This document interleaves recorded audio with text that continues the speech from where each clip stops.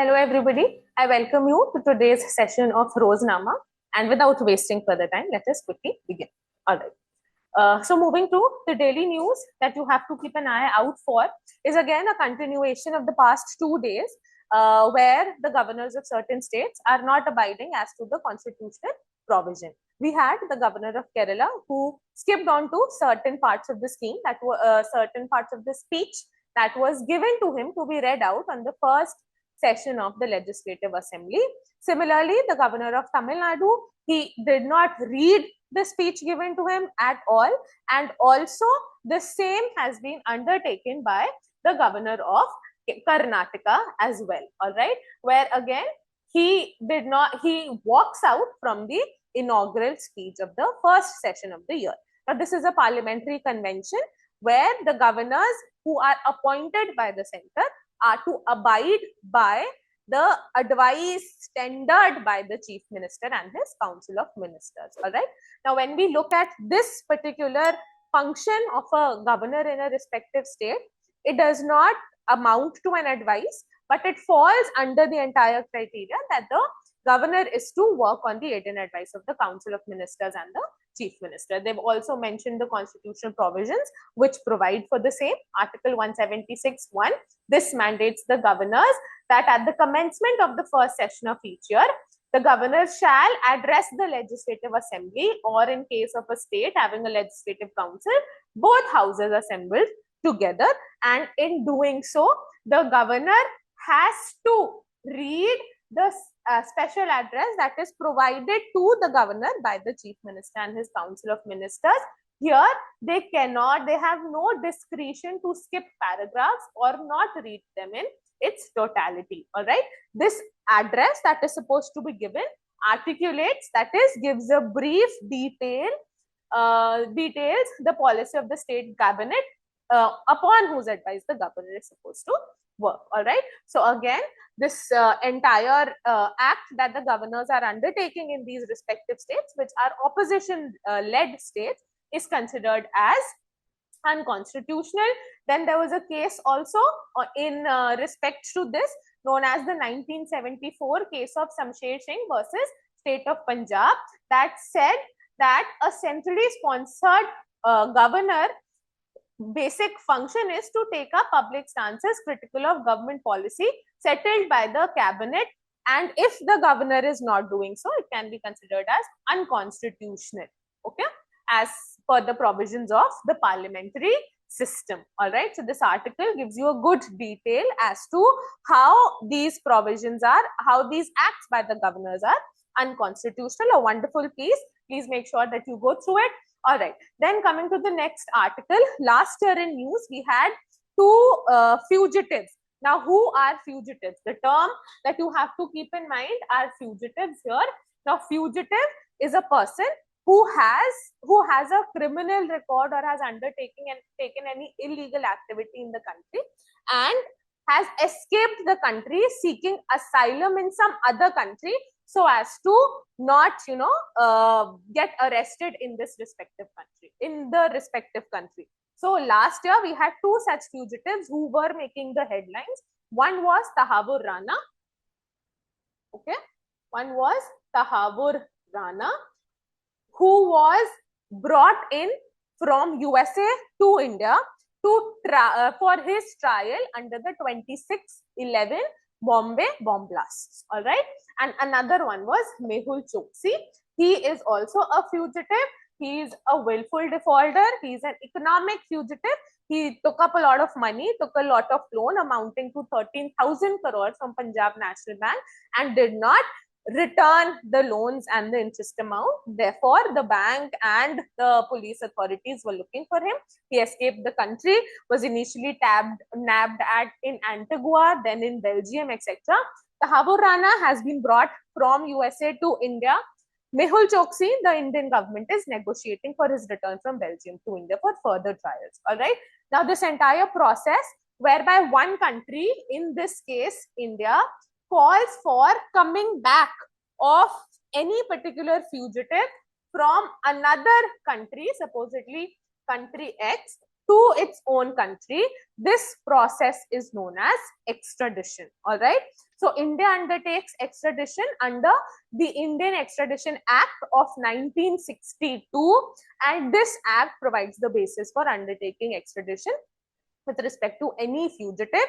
India has extradition treaties with approximately 48 countries and agreements with certain other countries, and the basic principle to undertake extradition is dual criminality. Okay, what does dual criminality imply?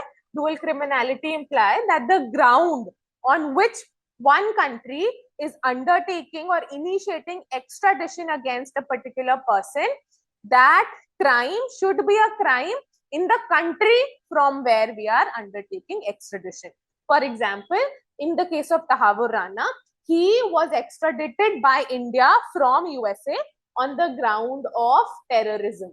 Okay. Now, terrorism is a crime not only in India, but is also a crime in USA. So, a crime which forms the ground for extradition must be a crime in both the countries. Okay, this implies dual criminality, and this year India is calling back 71, or is trying to initiate extradition of 71 fugitives, which has been India's highest number in the last 12 years. All right, so extradition in India is undertaken by the Ministry of External Affairs in collaboration with CBI, and CBI is India's Interpol. CBI undertakes this in collaboration with Interpol organization, which is the international police channel, which tabs hold of all these fugitive criminals, etc., and undertakes their extradition, sending back to their countries, etc. Okay. Quickly moving to the next piece of news. Now, Russia demands Ukraine's Donbas region before talks. All right. Now, the Russia-Ukraine war began in 2022. Last year completed 3 years. This year it has entered into its 4th year. In February, it will complete 4 years of its entire war. And Ukraine forms a border with Russia. And there are 2 basic regions in the eastern part of Ukraine which touch Russia. All right. For example, if this is Ukraine and you have Russia here, there are 2 regions here. One is known as Donetsk and one is known as Luhansk. Okay. Both of these regions in Ukraine, they have pro-Russian sympathies and they are demanding autonomy from Ukraine. They declared their independence or autonomy from Ukraine way back in 2014-15, and Russia gave formal recognition to the autonomous districts of Donetsk and Luhansk in February 2022. All right. So Russia recognizes them as independent from Ukraine because these 2 regions, they have sympathies with Russia. They align themselves with Russian ideologies, and together these 2 regions are known as the Donbas region. All right. So Russia says that these Donbas regions, this Donbas region or Donetsk and Luhansk, must be given to Russia, and then maybe they can undertake talks for a peaceful end to the Russia-Ukraine war. Okay. All right. Then coming to the next one. Now, 2-3 days back, I did take up an entire understanding into the Iran crisis. So right now, Iran is under protest, and a large number of deaths has been, have been reported in Iran because of the protest. Now, what is the Iranian protest about? After the 1979 Islamic Revolution, the Iranian government became a diarchical government where we have the supreme leader, who is the Ayatollah, and we have the president of Iran. The present president of Iran is Masoud Pezeshkian.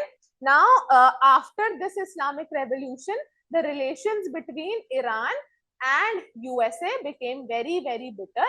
And after 1979, for the first time, on such a massive scale, for the first time, the people of Iran are protesting against the supreme leader and the entire stringent Islamic rule that is being undertaken in Iran. So now USA, in the protest of the people, sees an opportunity to intervene here, and therefore US is threatening Iran for an armada. Armada meaning a major, sending of weapons, army, etc. in a particular region for war. Okay, and Iran has also given a statement against this and says that Iran is also ready for it and they have their fingers on the trigger. Okay. All right. Then Iran cracked down again, the same piece of news. This particular news piece was from the Hindu. So if you follow the Hindu, make sure you go through it. If you follow the Indian Express, this is what you have to go through it. All right. Because people again who are protesting against the supreme leader's commands, they are being, there's a massive crackdown of the supreme leader's army to curb this protest, due to which a large number of people are losing their lives. And as against the loss of lives, Trump has warned an armada. Armada is a major threatening war with large supplies of armaments, weapons, etc. Okay.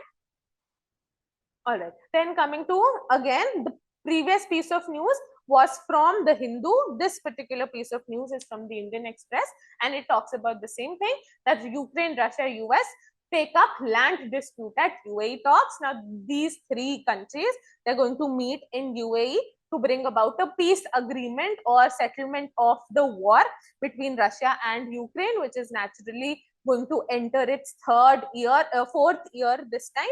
And before this, Russia has demanded Ukraine to secede the Donetsk region. Donetsk and Luhansk are two autonomous districts in the eastern side of Ukraine. Together, they are known as Donbas. They have sympathies towards Russia, and Russia is demanding their inclusion or their removal from Ukraine, and then both the parties can come to terms over the peace settlement. All right. Okay. Then today on the Indian Express, the government talked about a protocol which is similar to the national anthem for Vande Mataram. All right. Now, today the date is 24th of January. All right. This particular date holds certain important significance. 76 years back, on the 24th of January, 25th of January, two things were adopted. One was the adoption of Vande Mataram as the national song for India, and also the adoption of Jan Gan Man as the national anthem for India. All right. And other than that, also 24th of January 1950 was the last day when the Constituent Assembly held its final session and also elected Dr. Rajendra Prasad as the first elected president of India. So 24th of January at the national level, 76 years back, we got Vande Mataram being adopted as the national song of India, Jan Gan Man as the national anthem for India, and India got its first elected president on the 24th of January 1950 itself. All right. Now, Vande Mataram this year is celebrating 150 years since last year, that is from 7th of November 2025, and it is going to be a 1 year long celebration till 7th of November 2026 as announced by the government. Now, Vande Mataram was first written in 1875 by Bankim Chand Chatterjee. Some places you might read it as Chattopadhyay. So Chattopadhyay was anglicized into Chatterjee, and then it was first published, the song, national song as Vande Mataram was first published in 1882 in his novel, Bankim Chand Chatterjee's novel, Anand Mat. Then it was sung for the first time. The slogans were raised for it was sung for the first time in 1896 by Rabindranath Tagore, and the slogan Vande Mataram was raised for the first time on 7th of August 1905 during the anti-partition of Bengal movement. All right. So Vande Mataram did not receive equal respect as per Jan Gan Man. What is this respect? The respect simply implies that the government has certain protocols, like when the national anthem is being sung, people have to stand up and they have to stand in attention, where whatever work you are doing, you have to forget everything and pay your respects to the national anthem. The same protocols are not undertaken for the national song. So the government has called for similar protocols of paying due respects to the national song as well to be undertaken in the country now. All right. Now, another one-liner that you have to keep in mind for the 24th of January is that 24th of January is also celebrated as UP Divas in the country. Okay. UP Divas, Uttar Pradesh Divas. Why is it celebrated? Because on 24th of January 1950, the renaming of United Province to Uttar Pradesh was undertaken.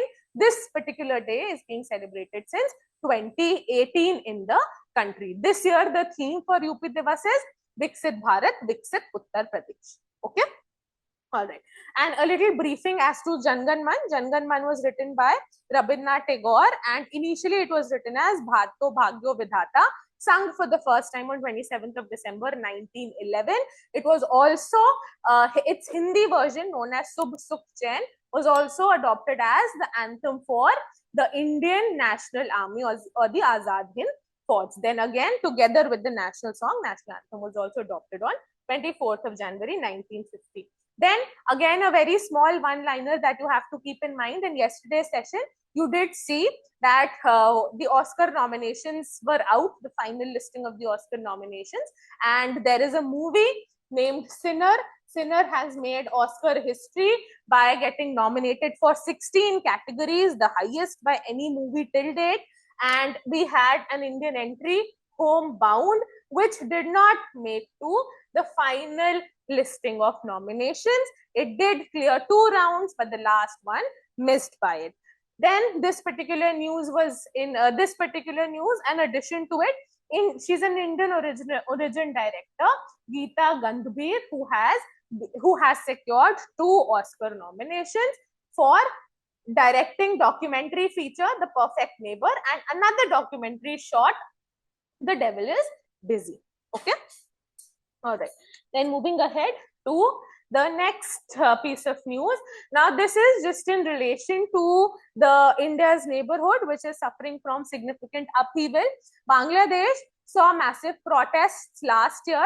The students protested against malpractices, corruption of the government, and also they also said that the then government under Sheikh Hasina was not a popularly elected one. The elections were rigged, etc., and no reservations were being provided for furthering employments in the country. So the students protested, which led to fleeing of the Bangladeshian then Prime Minister Sheikh Hasina, and right now she's taken asylum in New Delhi. She's living in New Delhi, and now Bangladesh is getting into its next election cycle, where Sheikh Hasina has basically given a sort of dialogue to the people of Bangladesh that they must vote with an open mind and must overthrow the Yunus regime, which is considered as a dictatorial regime. Okay. All right. Then coming to the next piece of news, why have I taken this up is because India is now set to host certain major sporting events. In 2030, India is going to host the Commonwealth Games for the second time. The first time India hosted it in 2010. That time also there were major glitches in the entire event. And now this year, India wanted to prepare itself. One is the holding of the Commonwealth Games in 2030. The other is that India has also bid to host Olympics in 2036. All right. Now, this particular piece of news draws attention that India is suffering the national capital, which actually forms the basic ground for all the sporting events, is suffering under severe pollution, which is making it difficult for a lot of sports persons to practice and to actually participate in the national capital region. A lot of events are, rescheduled towards the southern region of the country or maybe towards the hills. All right. So this just draws our attention to the entire problem of pollution in the country, where 2 major pollutants like PM 2.5, particulate matter 2.5 and particulate matter 10 draws attention that these are the most harmful pollutants. And also to curb this, the New Delhi, as directed, the New Delhi region and the government there as directed by the Supreme Court in 2017, undertook the establishment of GRAP. Now, what does GRAP stand for? GRAP stands for Graded Response Action Plan. Okay. Now, this particular Graded Response Action Plan, it is known as graded because it has certain levels to it. Level 1 to 4. Level 1 to level 4. And level 1 basically categorize the entire air quality into the poor category. Level 2 is for very poor, level 3 is for severe, and level 4 is for severe plus. So GRAP is undertaken in Delhi mostly from October, when the monsoons have left the National Capital Region and the air becomes significantly still, which accumulates pollution in the region. Okay, so what you have to keep in mind is GRAP. All right. Okay. Then coming to the editorials for today. The first one is an editorial on Manipur. There was a piece of news yesterday that there were 2 people belonging to opposition. What is the Manipur crisis? Now, Manipur has been in crisis for the past 1 year. What is the crisis about? Is that there are 2 tribal groups, Kuki, Zo and Meeti. All right. So last year, the High Court of Manipur, it had given a verdict saying that the state government should grant a scheduled tribe status to the Meetis. Now, whenever you are granted a scheduled tribe status, you gain certain, certain more powers in the sense that you can form your tribal welfare councils where you can surpass the directions given by the chief minister. You can make your own policies, programs for the tribal group. Also, if you get a ST category, so greater reservation in the states, etc., can be undertaken. All right, Kuki already have a tribal, already have an ST categorization in the region. Meeti were also demanding the same. So when the Supreme Court, the High Court directed that Meeti should be given a scheduled tribe status, the entire other community became very, very dissatisfied with this, and violent protests and clashes between the 2 community groups broke out. All right. So the case was that a man belonging to the Meeti tribe and a woman belonging to the Kuki tribe had married, and because the 2 communities are fighting against each other, the people belonging to the Kuki tribes, they murdered the Meeti man. All right. So that has brought to the forefront the entire Manipur issue. And another thing that you have to keep in mind, that Manipur is under state emergency since last year, which is set to complete 1 year in February, and the government is still deciding whether they should extend the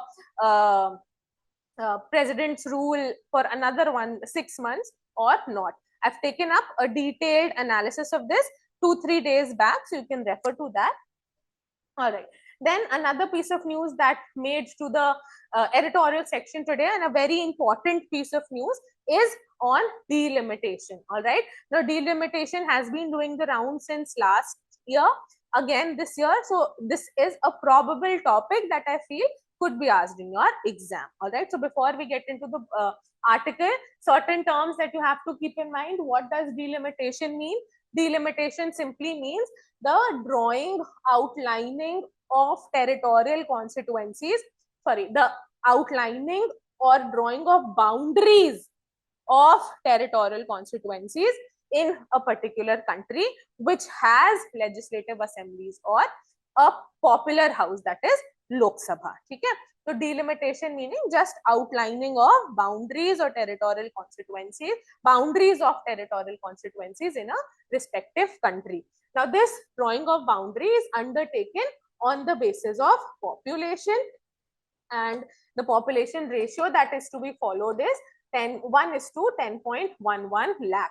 That is 1 MP should be representative of 10.11 lakh population. All right. Now, this delimitation exercise, because it is based on population, naturally, how do we undertake the counting of population in a country? We undertake it through the practice of census. All right. So this particular article talks about that after we receive the census data, which is set to begin in 2026, and we'll get the final data in 2027. A delimitation exercise is to follow. All right. Why do we undertake delimitation exercise? Because we have certain constitutional provisions.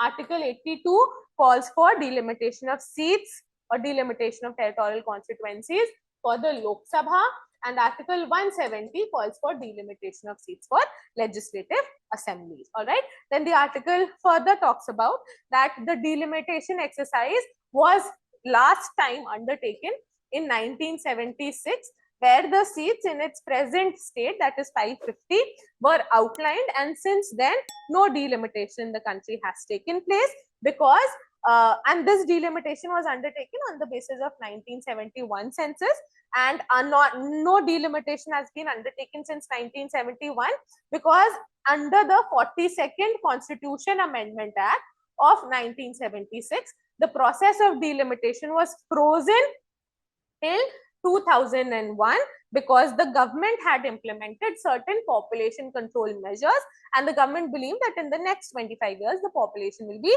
significantly controlled and then a delimitation must be undertaken. However, in 2001 also no delimitation was undertaken, and through the 84th Constitution Amendment Act, it was said that the next delimitation in the country will be undertaken in 2026 on the basis of 2021 census. But unfortunately, we did not have the 2021 census because of COVID.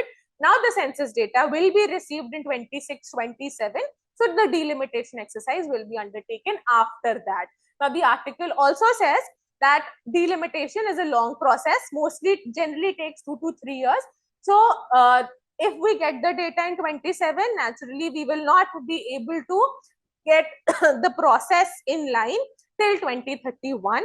Now, because no delimitation can take place till 2031, this also draws the author's attention to the 106th Constitution Amendment Act, which sought to provide for reservation of seats, 1/3 of seats to be reserved for women in the Lok Sabha and in the legislative assemblies. The government did say that this particular 106th Constitution Amendment Act will be implemented after the next delimitation and set to be put in practice for the next Lok Sabha elections in 2029. But as per the author, the process is going to be completed in 2031. So naturally, the 106th Constitution Amendment Act can't be implemented till 2034. All right. So it's a wonderful article. Please go through it. And these are the pointers that you have to keep in mind. Okay. Moving to the next piece of editorial. Again, a very fairly simple one. So just keep in mind that because the relations between European Union is going downhill with USA, so European Union is basically looking for other avenues and is trying to strike deals with countries like India, China, Japan, etc. And why is it doing so? Because European Union has a country which is a part of it, that is Denmark. Denmark has its territory as Greenland, and Trump is continuously threatening to capture Greenland and make it its own territory. All right. So, given such a scenario, India and EU are set to strike a free trade agreement through when the heads of the European Commission and the European Union, they come to India for the 77th Republic Day celebrations. All right. Now, free trade agreement simply implies that import-export duties will be reduced between the two countries who are undertaking any sort of trade. However, India has one major problem, which EU has its policy that is known as Carbon Border Adjustment Mechanism. Carbon Border Adjustment Mechanism levies a 20 to 35% effective carbon taxes. What is this? That in the manufacturing of any particular good, the amount of carbon that is emitted, meaning the amount of unsustainable practices that are being used by the manufacturing country, if such a product is being undertaken as one of the products of the import-export between these two, between India and EU, then EU is going to impose higher taxes on India under Carbon Border Adjustment Mechanism. So this is one major, point where the two countries have to negotiate. All right. Then coming to another piece, this is a very simple article. I've just taken it up because this year, Vande Mataram and giving the same status to Vande Mataram as that of national anthem was brought in. So this article actually talks about the entire provisions that have been put in place for the national flag. That what are the statutory laws, what are the constitutional provisions that provide for compulsory respect for the national flag. All right, so just keep in mind that the article says, in the landmark judgment of Union of India versus Naveen Jindal, they basically gave the right to access the national flag, that every person has the right to host the national flags, to put the national flag in their houses, etc., and that too for the entire year, and the government authorities, etc., can't pull him saying that they are being disrespectful towards the national flag. And they also talked about that the Supreme Court recognizes fundamental right of citizens to have the national flags and fly the national flags. Also talks about an statutory provision, the Prevention of Insults to National Honor Act 1971, which provides for respect to the national flag. All right, so I can go through this article. It is a good one. Then decoding Washington's new coercive diplomacy. Coercive diplomacy meaning that Donald Trump simply, gives very outright, blatant speeches and just does not think much, due to which they try to, force people into acting in their benefit. So coercive meaning that forcing people to do something which is incorrect for somebody else's benefits. All right, so why is this article basically talks about that how Trump is trying to coerce things out of other countries, like Europe, where Trump said that all those countries who are going to rise in support of Denmark against USA's claim over Greenland, Donald Trump is going to impose 10% tariffs on EU. So to avoid those tariffs, European Union must side with Trump's allegedly, taking up Greenland under its own wing, etc. Then a NATO secretary also announced, under the pressure of Donald Trump, that a framework deal over Greenland has been undertaken, and if this particular framework deal has been accepted, etc., then no tariffs would be put on European Union. So he's basically threatening other countries to do as and how he wants, just so that they abide by whatever he wants to get done in the world. All right, okay. Then again, a beautiful article. You must read this article. It aligns itself with NATO, Greenland, etc. And this article actually says that this particular World Economic Forum, which was established in 1971, initially was established as a grouping and annual summit of all the countries who are, who were in the Western Hemisphere and who were the more developed countries. But of late, for the past 5-10 years, developing countries have also been, involved here, and they not only talk about economic policies, but they also talk about basic geopolitics. But this time in Davos, the only talk that was happening was on EU, Trump's tariffs, NATO, Greenland, etc., and no major issues were being talked about here. So this article basically just talks about that Davos is a Western, not a world forum, that they were only talking about everything that was happening in the Western sphere and nothing that was happening or more relevant in the geopolitics of the global order as a whole. All right, so here you can see US President Donald Trump making it one of the year's most high profile events. Then geopolitical shocks, that is EU president, she said that Donald Trump is undertaking or giving geopolitical shocks to the entire country, to the entire world, imposing tariffs and bringing the entire relations with other countries, with USA taking it downhill, etc. All right, so this is what the article talks about. You can go through it. Then quickly coming to news in brief. Okay, now yesterday it said that Srinagar, Jammu and Kashmir, parts of Uttarakhand, Himachal Pradesh, they all experienced snowfall, and parts of Haryana, Punjab, UP, etc., they experienced rainfall. Now this snowfall and rainfall in the month of December, January is caused by Western disturbances. What are Western disturbances?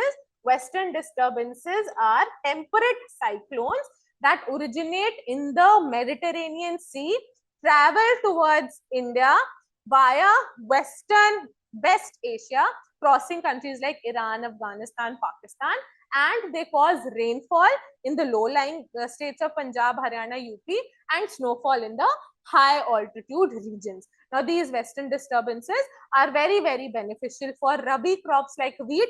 So right now, wheat is being cultivated in the states of Punjab, Haryana, and UP. So these western disturbances were much, much anticipated. Okay. So please keep this in mind. Then coming to the next piece of news, Amravati set for Maiden Republic Day celebration. So meaning Amravati has been chosen as the capital of Andhra Pradesh. Now Andhra Pradesh erstwhile till 2014 had Hyderabad as its capital, when Telangana and Andhra Pradesh were one state. Then in 2014, Telangana was bifurcated from Andhra Pradesh and Hyderabad was fell in Telangana.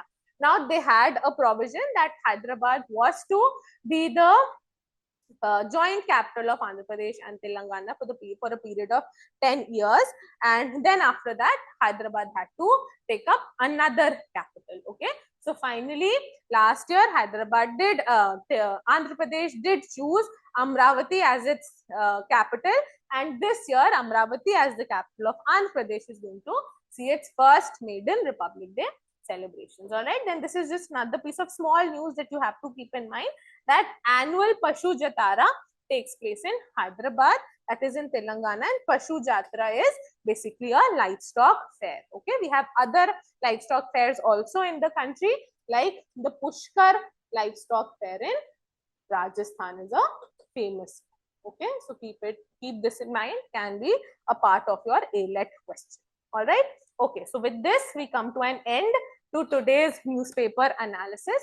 I hope it was everything in the session was absolutely clear to it, and I hope I was able to make the newspaper easy for you. Okay, so happy reading, and I'll see you tomorrow with the next one. Thank you.